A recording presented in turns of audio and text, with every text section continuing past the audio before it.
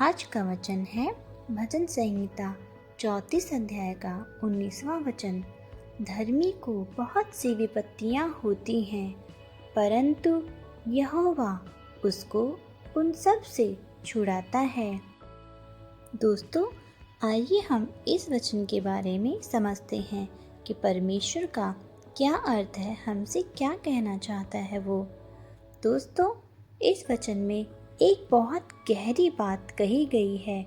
यह नहीं कहा गया कि जीवन में दुख नहीं आएंगे, यह नहीं कहा गया कि परेशानी नहीं होगी, बल्कि लिखा है धर्मी को बहुत सी विपत्तियां होती हैं। मतलब अगर आपके जीवन में समस्याएं हैं तो इसका मतलब यह नहीं है कि परमेश्वर आपसे दूर हैं।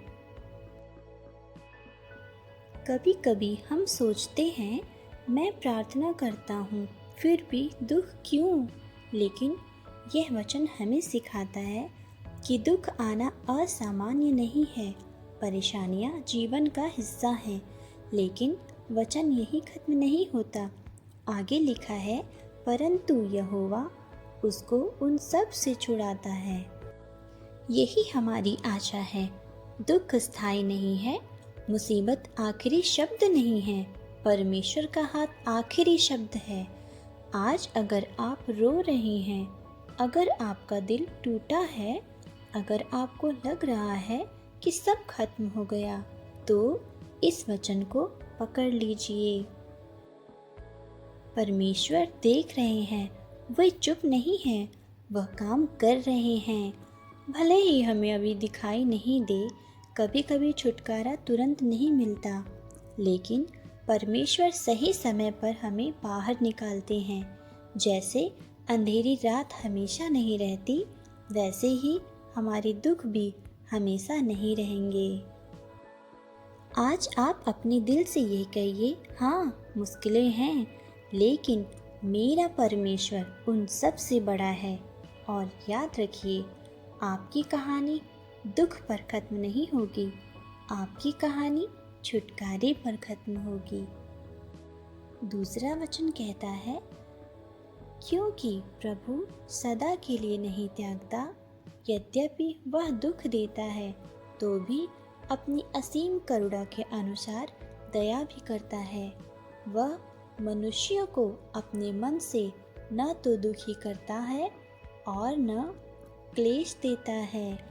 दोस्तों, आइए हम इस वचन को समझते हैं कि परमेश्वर का वचन हम सबसे क्या कहने की कोशिश कर रहा है।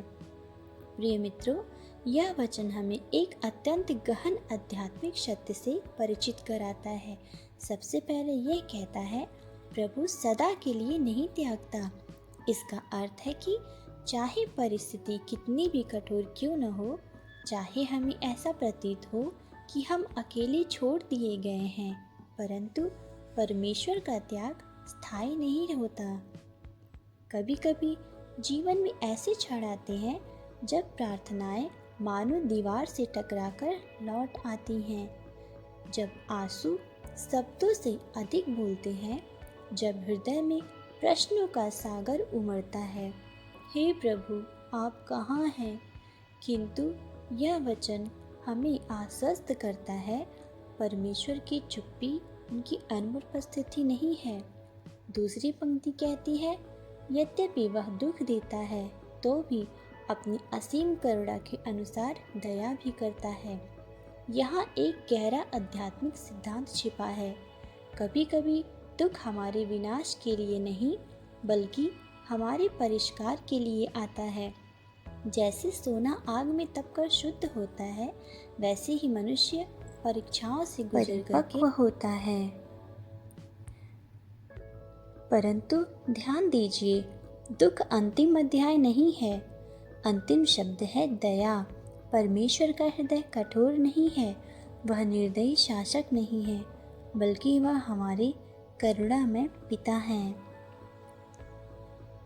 तीसरी पंक्ति कहती है, वह मनुष्यों को अपने मन से न तो दुखी करता, अर्थात परमेश्वर को आपकी आंसू देखकर आनंद नहीं मिलता, वह आपके दर्द से प्रसन्न नहीं होता। यदि परीक्षा आती है तो उसके पीछे भी कोई उच्च उद्देश्य होता है। आपको मजबूत बनाना, आपको अपनी ओर और निकट लेकर आना।